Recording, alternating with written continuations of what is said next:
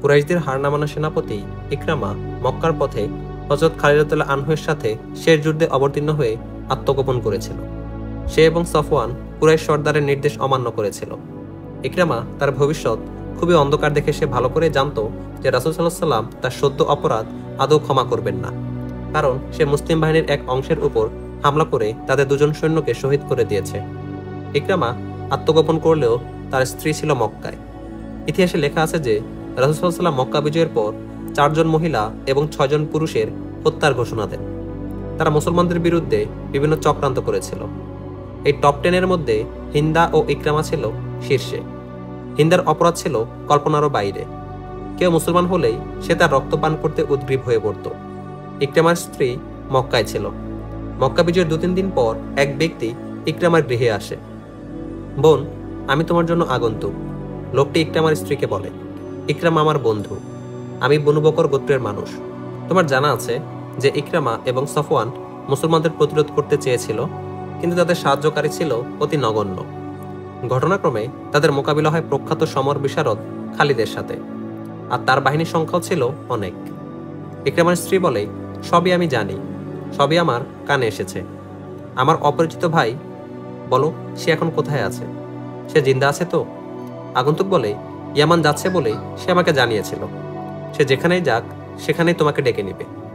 সে কার নিকট গেছে তাও আমি জানি। আমি তোমাকে এতটুকু জানাতে এসেছি যে সে আর মক্কায় ফিরে আসবে না। এখানে না আসাই তার জন্য মঙ্গলজনক, ইকরামার স্ত্রী বলে। সে এলেই সঙ্গে সঙ্গে তাকে হত্যা করা হবে। তুমি তৈরি থাকো, আগন্তুক বলে। তার সংবাদ এলেই আমি তোমাকে তার কাছে পাঠিয়ে দেব। তুমি তার নিকটে গিয়ে পৌঁছলে সে তোমাকে সাথে নিয়ে হাবশায় চলে যাবে। আগন্তুক নিজের নাম ও এলাকার পরিচয় দিয়ে চলে যায়। 2 দিন পর ইকরামার স্ত্রী পূর্ব নির্দেশনা অনুযায়ী বনু বকরের এলাকায় যায় এবং ওই ব্যক্তির সাথে সাক্ষাৎ করে, যে তাকে ইকরামার সংবাদ জানিয়েছিল। তুমি ইকরামার কাছে যেতে এসেছো? ইকরামার বন্ধু জানতে চায়। ইকরামার স্ত্রী বলে, আমি তোমাকে ফিরিয়ে আনতে যাচ্ছি। তুমি কি তাকে ভুলে গেছো? সে এলেই তাকে কতল করা হবে। লোকটি অবাক হয় এবং বিস্ময়ের সাথে জানতে চায়। তাকে কতল করা হবে না, ইকরামার স্ত্রী বলে। আমি ইসলাম গ্রহণ করেছি এবং রাসূল সাল্লাল্লাহু আলাইহি ওয়াসাল্লাম আমার আবেদনের প্রেক্ষিতে আমার স্বামীকে মাফ করে দিয়েছেন। তুমি মুহাম্মদকে আল্লাহ রাসূল বলে মেনে নিলে? লোকটি বিস্ফোরিত নেত্রে জিজ্ঞাসা করে। ইকরামার স্ত্রী নিঃসংকোচে জবাব দেয়, হ্যাঁ, মেনে নিয়েছি। হযরত মুহাম্মদের সাথে তোমার কোনো চুক্তি হয়েছে? ইকরামার বন্ধু বলে, হয়তো সে তোমার সামনে এই শর্ত দিয়েছে যে তুমি আর ইকরামা ইসলাম কবুল করলে। না। ইকরামার স্ত্রী তার কথা নাকচ করে বলে, মুহাম্মদ সাল্লাল্লাহু আলাইহি ওয়াসাল্লাম আল্লাহর রাসূল, তার সাথে আমার এমন কোনো চুক্তি হয়নি। আর তিনি তাদের মতো নন যারা চুক্তি করে বশ্যতা মেনে নিতে বাধ্য করে। আমি স্বেচ্ছা প্রণোদিত হয়ে তার কাছে আমার স্বামীর দণ্ডাদেশ মওকুফের আবেদন নিয়ে গিয়েছিলাম। মুহাম্মদ ছিল আমার খুব পরিচিত, কিন্তু এখন তাকে দেখার পর আমার মন বলে তিনি সেই মুহাম্মদ নন যিনি একদিন আমাদেরই লোক ছিলেন। মুহাম্মদ সাল্লাল্লাহু আলাইহি ওয়াসাল্লামের নিকট আমি ফরিয়াদ নিয়ে যাওয়ার পর তার চোখে আমি এমন দ্যুতি দেখেছি যা সাধারণত কারোর মধ্যে দেখা যায় না। আমার ভয় ছিল মুহাম্মদ হয়তো বলবে, ইকরামার স্ত্রীকে জামানত হিসেবে আটকে রাখো। স্ত্রীর মাথায় হয়তো ইকরামা ফিরে আসবে, অন্যথায় একদিন তাকেই কতল করা হবে। কিন্তু মুহাম্মদ সাল্লাল্লাহু আলাইহি ওয়াসাল্লাম আমাকে এক অসহায় নারী মনে করে অত্যন্ত সম্মানজনক আচরণ করেন। আমি নিবেদন করি আমার সন্তানদের ইয়াতিম করবেন না। আমার স্বামীর অন্যায় আচরণের শাস্তি আমাকে এবং আমার সন্তানদের দিবেন না। জবাবে তিনি বলেন, আমি ইকরামাকে ক্ষমা করে দিলাম। আমি আনন্দের আতিশয্যে রাসূল সাল্লাল্লাহু আলাইহি ওয়াসাল্লামের হস্ত মোবারকে চুমো খাই। আমি বলতে পারি না কোন সে অদৃশ্য শক্তি ছিল যা আমাকে একথা বলায় যে আমি অন্তঃকরণ থেকে স্বীকার করছি যে মুহাম্মদ আল্লাহর রাসূল। আমি ওই আল্লাহকে এক বলে স্বীকৃতি দিলাম যিনি মুহাম্মদ সাল্লাল্লাহু আলাইহি ওয়াসাল্লামকে রিসালাত দান করেছেন। ইকরামার বন্ধু জিজ্ঞেস করে, আর তুমি মুসলমান হয়ে গেলে? ইকরামার স্ত্রী বলে, হ্যাঁ, আমি তখনই মুসলমান হয়ে যাই। আমাকে তার কাছে নিয়ে চলো, আমি তাকে ফিরিয়ে আনবো। ইকরামার বন্ধু বলে, আমি অবশ্যই বন্ধুর হক আদায় করব। চলো, আমি তোমার সাথে ইয়ামানে যাচ্ছি। অনেকদিন পর ইকরামা স্ত্রীর সাথে পবিত্র মক্কায় প্রবেশ করে। নিজের বাড়িতে যাওয়ার আগে প্রথমে রাসূল সাল্লাল্লাহু আলাইহি ওয়াসাল্লামের খেদমতে হাজির হয়। বিগত দিনের যাবতীয় অপরাধের নিঃশর্ত ক্ষমা চেয়ে ইসলাম কবুল করে। ঠিক ওই দিন সফওয়ানও এসে হাজির হয়। সে পালিয়ে জেদ্দা পাড়ি জমিয়েছিল। তার এক বন্ধু তার কাছে যায় এবং বুঝায় যে সে একজন বিখ্যাত সেনাপতি। তার মর্যাদা সম্পর্কে অবশ্যই রাসূল সাল্লাল্লাহু আলাইহি ওয়াসাল্লাম অবগত। তাকে আরও জানানো হয় যে কুরাইশদের অবস্থান এখন আগের মতো নেই, পরিস্থিতি পাল্টে গেছে। সাফওয়ান যুদ্ধপ্রিয় হলেও খুবই বিচক্ষণ ছিল। সে তার সিদ্ধান্ত পরিবর্তন করে বন্ধুর সাথে মক্কায় ফিরে এসে রাসূল সাল্লাল্লাহু আলাইহি ওয়াসাল্লামের সামনে গিয়ে ইসলাম কবুল করে। হযরত আবু সুফিয়ান রাদিয়াল্লাহু আনহুর স্ত্রী হিন্দা ইসলাম কবুল করবে এ কল্পনা কারো ছিল না। রাসূল সাল্লাল্লাহু আলাইহি ওয়াসাল্লাম তার হত্যার হুকুম বলবৎ রেখেছিলেন। সে পলাতক ছিল। হযরত আবু সুফিয়ান রাদিয়াল্লাহু আনহু এর আগেই ইসলাম কবুল করেছিলেন। হিন্দা পলাতক থাকা অবস্থায় জানতে পারে যে হযরত ইকরিমা রাদিয়াল্লাহু আনহু এবং সাফওয়ান রাদিয়াল্লাহু আনহু ইসলাম কবুল করেছে। এরপর সে জনসম্মুখে উপস্থিত হয়। রাসূল সাল্লাল্লাহু আলাইহি ওয়াসাল্লাম তাকে পেলে নিশ্চিত কতল করে ফেলবেন একথা জেনেও সে রাসূল সাল্লাল্লাহু আলাইহি ওয়াসাল্লামের সামনে গিয়ে দাঁড়ায়। রাসূল সাল্লাল্লাহু আলাইহি ওয়াসাল্লাম তাকেও মাফ করে দেন। অতঃপর সে ইসলাম কবুল করে। মক্কার আশেপাশে এবং দূরে কাছে কিছু গোত্রের বসবাস ছিল। তাদের অনেকেই ছিল মূর্তি পূজক আর অনেকেই ছিল নাস্তিক। রাসূল সাল্লাল্লাহু আলাইহি ওয়াসাল্লাম তাদেরকে সত্য ধর্মের স্বীকৃতি দিতে আহ্বান জানান। সৈন্যরা এ সমস্ত আহ্বান বয়ে নিয়ে যায়, কিন্তু তাদেরকে কোনো প্রকার হামলা না করা এবং যুদ্ধ বিগ্রহ এড়িয়ে চলতে নির্দেশ দেওয়া হয়। মক্কার দক্ষিণে ছিল তিহামা অঞ্চল। এখানকার বাসিন্দারা অধিকাংশই ছিল দুর্দর্শ। তারা একত্রে বসবাস না করে বিক্ষিপ্তভাবে বাসস্থান গড়ে তুলেছিল। তাদের ব্যাপারে এই আশঙ্কা ছিল যে তারা হয়তো মোকাবিলা করতে আসবে। এ কারণে সে ঝুঁকিপূর্ণ এলাকায় একটি বাহিনী প্রেরণ করা হয়। তার কমান্ডার নিযুক্ত করা হয় মহাবীর হযরত খালিদ রাদিয়াল্লাহু আনহুকে। সৈন্যরা সকলেই ছিল অশ্বারোহী। মক্কা থেকে প্রায় 50 মাইল দূরে ইয়ালামলাম পাহাড় পর্যন্ত ছিল হযরত খালিদ রাদিয়াল্লাহু আনহুর সফর। খালিদ রাদিয়াল্লাহু আনহুর বাহিনী প্রস্তুত। রওনা হয়ে যায় খালিদ রাদিয়াল্লাহু আনহুর বাহিনী। 50 মাইল দূরে ছিল তার গন্তব্য, কিন্তু 15 মাইল যেতে না যেতেই আরেকটি দুর্দর্শ গোত্র বনু জাজিমা তাদের গতিরোধ করে। হযরত খালিদ রাদিয়াল্লাহু আনহু সৈন্যদেরকে যুদ্ধের জন্য বিন্যস্ত করেন। বনু জাজিমা পুরো যোদ্ধার বেশে ময়দানে নেমে আসে। আমরা যুদ্ধ করতে আসিনি, হযরত খালিদ রাদিয়াল্লাহু আনহু ঘোষণা করেন। ইসলাম গ্রহণের দাওয়াত দিতে এসেছি আমরা। ইতিপূর্বেই আমরা ইসলাম গ্রহণ করেছি। বনু জাজিমার পক্ষ থেকে জবাব দেয়া হয়, আমরা নামাজও পড়ি। আমরা প্রতারণার ফাঁদে পা দিতে আসিনি। হযরত খালিদ রাদিয়াল্লাহু আনহু বলিষ্ঠ কণ্ঠে বলেন, বাস্তবে তোমরা মুসলমান হয়ে থাকলে হাতিয়ার ফেলে দাও। বনু জাজিমা, সাবধান। বনু জাজিমার পক্ষ থেকে কার গর্জন শোনা যায়। তাকে আমি চিনি। সে মক্কার ওয়ালিদের পুত্র খালিদ। তার উপর আস্থা রাখা যায় না। হাতিয়ার সমর্পণ করলে সে আমাদের কতল করবে, অস্ত্র সমর্পণ করবে না। আল্লাহর কসম, আল্লাহ রাসূল সাল্লাল্লাহু আলাইহি ওয়াসাল্লামের তরফ থেকে যুদ্ধ না করার নির্দেশ না থাকলে দেখতাম তোমরা অস্ত্র সমর্পণ করো কিনা। হযরত খালিদ রাদিয়াল্লাহু আনহু বলেন, আমরা বন্ধু হয়ে এসেছি, আল্লাহর দিন জোর করে চাপিয়ে দিতে আসিনি। আমাদের বন্ধু মনে করো এবং আমাদের সাথে এসে হাত মিলাও। কুরাইশদের সংবাদ কি? বনু জাজিমার তরফ থেকে জানতে চাওয়া হয়। মক্কায় গিয়ে দেখবে, হযরত খালিদ রাদিয়াল্লাহু আনহু বলেন, আবু সুফিয়ান, ইকরামা এবং সাফওয়ান ইসলাম গ্রহণ করেছে। বনু জাজিমা হাতিয়ার সমর্পণ করে। হযরত খালিদ রাদিয়াল্লাহু আনহু অশ্ব থেকে নেমে আসেন এবং বনু জাজিমার সর্দারের সাথে আলিঙ্গন করেন। গোত্রের সবাই ইসলামের ছায়াতলে চলে আসে। মুসলমানদের জন্য মক্কা কেন্দ্রীয় কার্যালয়ে পরিণত হয়।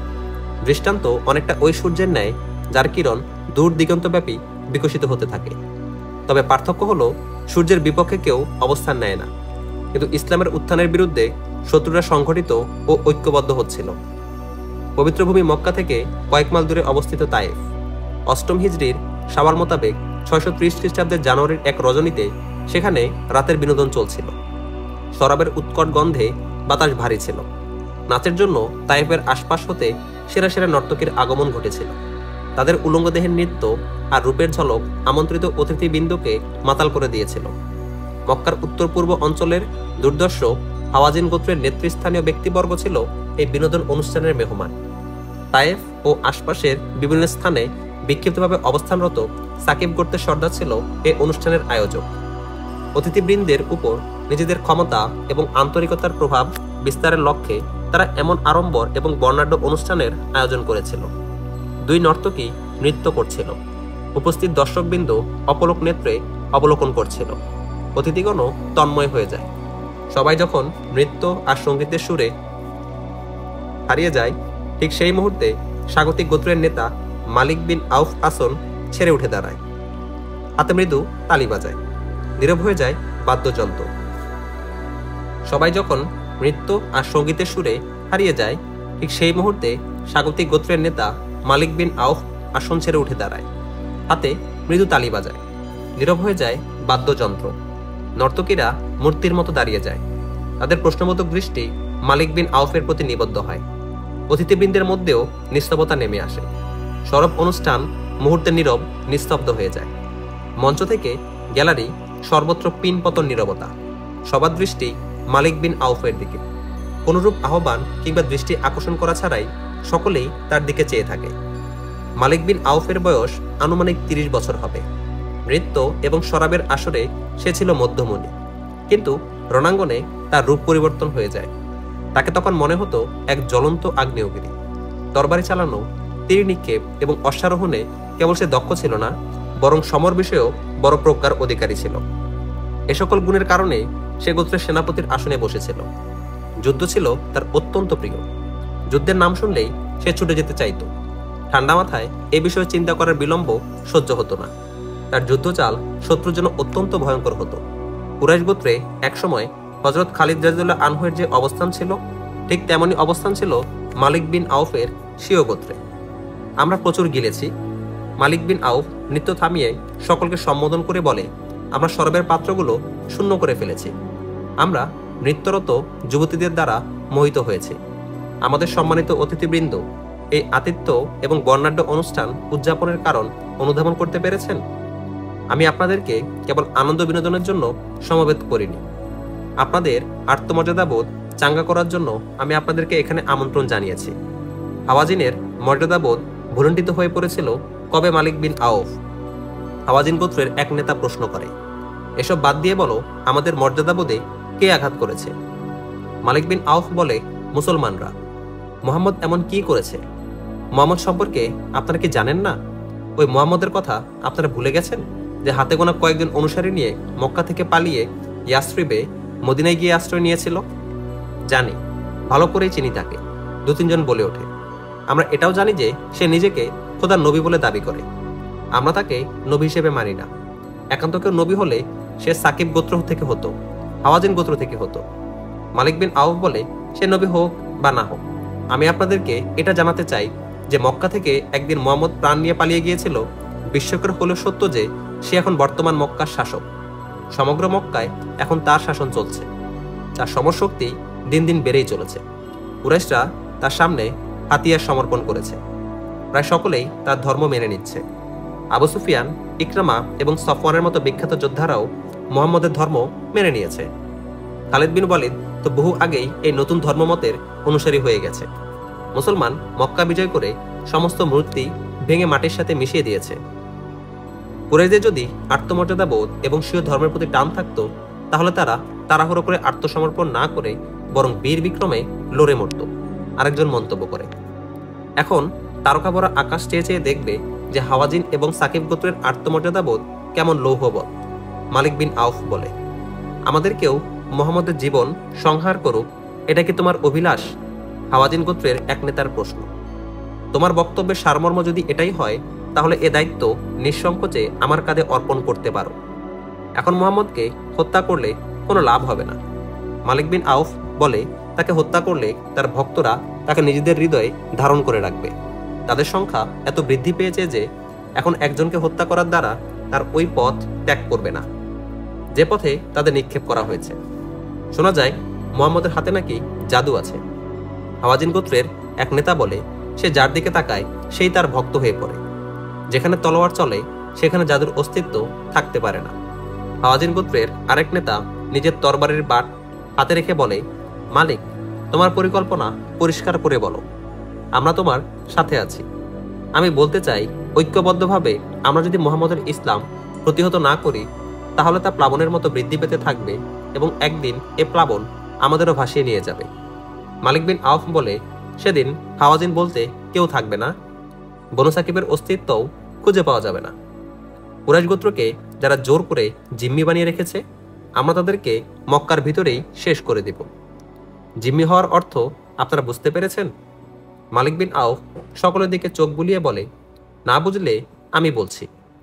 এরপর সে পিছনে ফিরে তাকায়। মালিক বিন আউফের পিছনের সারিতে মেহমানদের মাঝে শুভ্র দাড়িওয়ালা এক অশীতিপর বৃদ্ধ বসা ছিল। তার গায়ের রং ছিল অন্যদের তুলনায় ফর্সা। অতিশয় দুর্বলতা হেতু তার মাথা কাঁপছিল এবং কোমর বক্র ছিল। তার হাতে দেহ সমান লম্বা লাঠি ছিল। গায়ে ছিল লম্বা জুব্বা, যা কাঁধ থেকে পায়ের গোড়ালি পর্যন্ত। সব মিলিয়ে উপস্থিত দর্শকের চোখে সে ছিল কোনো পণ্ডিত নতুবা ধর্মগুরু। মালিক বিন আউফের ইশারায় সে আসন ছেড়ে উঠে মালিকের কাছে আসে। স্রষ্টার রহমত বর্ষিত হোক তোমার ওপর, বৃদ্ধ বলে। যে দেবতার উপাসনা তুমি করো তিনি তোমার সন্তান সন্ততির হেফাজত করুন। দাসত্বের তাৎপর্য না বুঝতে পারলে আমাকে জিজ্ঞাসা করো। আমার 4 যুবতী কন্যা আজ মুসলমানদের হাতে বাদী, 2 যুবক পুত্র মুসলমানদের গোলাম। তারা তরবারি চালনা এবং অশ্বারোহীতে পটু ছিল, কিন্তু তরবারি স্পর্শ করা এবং ঘোড়ার ধারে কাছে যাওয়া তাদের অনুমতি নেই। আমাকে বাড়ি থেকে তাড়িয়ে দিয়েছে। তোমরা বোধহয় ভুলে গেছো, কুরাইশরা মদিনা অবরোধ করলে মুসলমানদের প্রতিরক্ষা হিসেবে শহরের চতুর্দিকে পরীক্ষা খনন করেছিল। কুরাইশদের পক্ষে সে পরীক্ষা অতিক্রম করা সম্ভব হয়নি। এরপর প্রলঙ্কারী তুফানের দরুন প্রথম থেকেই হীনতার শিকার কুরাইশ সৈন্যের মনোবল ভেঙে যায়। ফলে তারা মক্কায় ফিরে যায়। সাকিব গোত্রের এক সর্দার জোরালো কণ্ঠে বলে, জনাব, আপনার কথাবার্তায় বোঝা যায় আপনি ইহুদি। আচ্ছা বলুন তো, আপনার ইহুদি গোত্র সে সময় মুসলমানদের সাথে প্রতারণা করেছিল যে কথা আমরা শুনেছিলাম তা কি সত্য? হ্যাঁ, যা শুনেছ সবই সত্য। বৃদ্ধ বলে, আমাদের প্রতারণা, আমরা পিছন থেকে মুসলমানদের পৃষ্ঠদেশে খঞ্জর বসাতে চেয়েছিলাম, কিন্তু এর আগেই কুরাইশরা রণে ভঙ্গ দেয়। প্রতারণার ফাঁদে ফেলে মুসলমানদেরকে দুর্বল করে দেওয়া ছিল আমাদের প্রধান কর্তব্য ও দায়িত্ব, কিন্তু তাদের তরবারি বড় ধারালো, আমাদের সকল পরিকল্পনা কেটে টুকরো টুকরো করে দিয়েছে। সাকিব গোত্রের আরেক নেতা স্পষ্টবাদী প্রশ্ন, মাননীয় ইহুদি, আপনার গোত্র হত্যার প্রতিশোধ নিতে আপনি আমাদেরকে প্ররোচিত করতে এসেছেন? এ সময় আরেক বয়োবৃদ্ধ আসন ছেড়ে উঠে দাঁড়ায়। তার নাম দুয়ারদ বিন হুম্মাদ। দুয়ারদ বিন সুম্মাদ গর্জে উঠে বলে, চুপ কর, আমরা বনী ইসরাইলের রক্তের প্রতিশোধ নিব না। এখনো তোমরা দ্বিধাদ্বন্দ্বে ভুগছ, সন্দেহের আবর্তে নিপতিত। এ বাস্তবতা অনুধাবনের সময় কি এখনো হয়নি যে মুসলমানদের উপর আক্রমণ করে আমরা যদি আজ তাদের রক্ত আমাদের তরবারিকে পান না করাই এবং তাদের হতাহতদেরকে ঘোড়ার পদতলে পিষ্ট না করি, তাহলে সেদিন বেশি দূরে নয় যেদিন তারা আমাদেরকে হত্যা করে কন্যা, বোন ও স্ত্রীদেরকে, দাসী এবং পুত্রদেরকে গোলাম বানাবে। তাদের অশ্ব তায়েফের অলিগলিতে চিহি চিহি রবে প্রদক্ষিণ করার আগেই কি এটা সমীচীন নয় যে আমাদের অশ্ব তাদের লাশগুলো মক্কার অলিগলিতে পিষ্ট করুক? মালিক বিন আউফ আবেগ আপ্লুত কণ্ঠে বলে, বনী ইসরাইলের এই ভদ্রলোক আমাদের নিরাপত্তার আশ্রয় গ্রহণ করেছেন। তিনি তার গোত্রের যে করুণ পরিণতির কথা বর্ণনা করেছেন, আমি আপনাদেরকে ওই পরিণতি হতে বাঁচাতে চাই। চলো, লাত দেবীর নামে শপথ করি যে মক্কার মূর্তি ধ্বংসকারী মুহাম্মদ ও তার অনুসারীদের খতম করে তবেই আমরা স্ত্রীদের কাছে যাব এবং তাদেরকে আমাদের মুখ দেখাবো। ইসলাম দিবাকরের আলো যখন চতুর্দিকে প্রসারিত হচ্ছিল, তখন আরব ভূখণ্ডে ব্যাপকভাবে মূর্তি পূজা হতো। উপাস্য নির্বাচনের ব্যাপারে দল, মত, গোত্রবর্ণে বিভিন্নতা থাকলেও উপাসনার বেলায় সবাই ছিল এক মতাদর্শী। পূজা আরাধনার ব্যাপক চর্চা চললেও তারা আবার আস্তিক ছিল। যারা আল্লাহর অস্তিত্ব বিশ্বাস করত, তাদের দোষ ছিল আল্লাহ পর্যন্ত পৌঁছতে যারা মাঝখানে মাধ্যম হিসেবে বিভিন্ন কল্পিত দেবদেবীর অস্তিত্ব টেনে আনত। তাদের বিশ্বাস ছিল এ সমস্ত মূর্তির সন্তুষ্টি ছাড়া আল্লাহকে পাওয়া সম্ভব নয়। মূর্তির মন জয় করতে তারা কিছু প্রথা চালু করেছিল। তাইফে পূজার মূর্তির নাম ছিল লাত। এটা কোনো মানব বা দানবাকৃতি ছিল না, এটা ছিল মূলত বিরাট একটি পাথর। এটি চতুর্ভুজের মতো ছিল। কোনো কোনো ঐতিহাসিকের মতে এই পাথরটি প্রাকৃতিকভাবে একটি বিশাল চত্বরের মতো করেছিল। অতীতে এক সময় হয়তো এখানে কেউ কোনো মূর্তি স্থাপন করেছিল, কিন্তু ইসলামের আবির্ভাবকালে এখানে কোনো মূর্তি ছিল না। আশেপাশের লোকেরা এই চত্বরেই পূজা করত। 630 খ্রিস্টাব্দের জানুয়ারি মাসে হাওয়াজিন গোত্র সাকিব গোত্রের অতিথি হয়ে তায়েফে এসেছিল এবং সাকিব গোত্রকে মক্কা আক্রমণের জন্য উত্তেজিত করেছিল। এ সময় হাওয়াজিনের এক নেতা প্রস্তাব করে যে জ্যোতিষী ডেকে ভাগ্য গণনা করা হোক, আমাদের আক্রমণ সফল হবে কিনা। ভাগ্য নির্ধারক তীর দ্বারা এই ফলাফল নির্ণয় করা হতো। মূর্তির হাতে একটি থলে থাকতো, তাতে অনেকগুলো তীর থাকতো। কিছু হ্যাঁ, না, কি, না চিহ্নিত তীরই হতো ফলাফল, ভালো মন্দ নির্ণয়। ভাগ্য নির্ণয়ের ক্ষেত্রে পুরোহিতের তুলনায় জ্যোতিষীর মর্যাদা ছিল বেশি। জ্যোতিষী হতো জ্ঞানী বিচক্ষণ, সহজে হৃদয় জয় করার অনেক দুর্বোধ্য মন্ত্র তাদের জানা থাকতো। জ্যোতিষী ভাগ্য নির্ণয় ছাড়াও অদৃশ্যের খবর জানত। মানুষ তাদের প্রতিটি কথা সত্য বলে বিশ্বাস করত। পরদিন ভোরে হাওয়াজিন এবং সাকিব গোত্রের দু শীর্ষ নেতার সামনে জনৈক জ্যোতিষী বসা ছিল। তারা কোনো কথা বলার পূর্বেই জ্যোতিষী কথা বলে ওঠে, আমি গায়েবের খবর নিতে পারি এবং ভূত ভবিষ্যতে ডুব দিয়ে বলে দেব যে ভবিষ্যৎ কেমন হবে এবং তাতে কি কি ঘটবে, অন্তরে কি আছে তাও বলতে পারবো। জ্যোতিষী চোখ বন্ধ করেই বলে, তোমরা কোনো কথা না বলে তোমরা কি বলতে এসেছো আমার মুখে শোনো। তোমরা যাদের উপর আক্রমণ করতে মনস্থ করেছ তাদেরকে এক প্রকার ঘুমন্ত মনে করতে পারো। তারা মক্কা দখল করে এখন তার শৃঙ্খলা পুনর্প্রতিষ্ঠায় ব্যস্ত। মক্কায় কর্তৃত্বের ভিত্তি মজবুত করতে ব্যস্ত। মক্কায় এখনো তাদের শত্রু আছে, মুহাম্মদের ধর্ম সবাই মেনে নেয়নি। দুয়ারদ বিন সুম্মাদ বলে, সম্মানিত জ্যোতিষী, আপনি দয়া করে বলুন মুহাম্মদের অগোচরে আমরা তাকে বাগে আনতে পারবো কিনা? আমাদের অতর্কিত আক্রমণ মুসলমানদের কোমর ঘুরিয়ে দেবে কিনা?